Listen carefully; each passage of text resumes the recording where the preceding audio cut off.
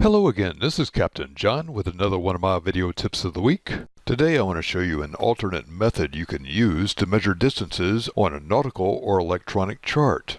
In past videos I showed you how to use the plotting compass, which has a needle point in one leg and a small pencil lead in the other. You can also use any straight edge, such as an index card, for short distances to make this fast and easy. Here we're sailing to the north along the Florida Keys, and we want to maintain a distance of 4 nautical miles off the reef line.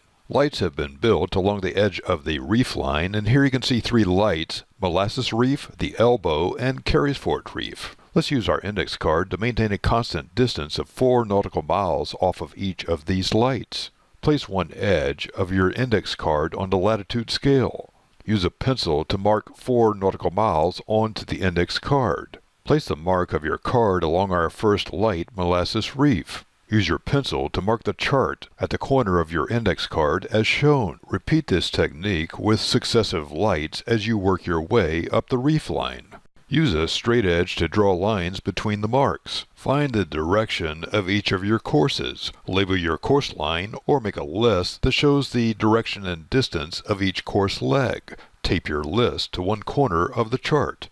Your courses will keep you about 4 nautical miles off the reef line as you sail to the north. Now you know an alternate method to measure short distances for coastal sailing navigation. This will help you sail safer on the waters of the world wherever you choose to sail or cruise. This is Captain John, and this has been another one of my video tips of the week. Find more sailing tips and techniques on www.skippertips.com.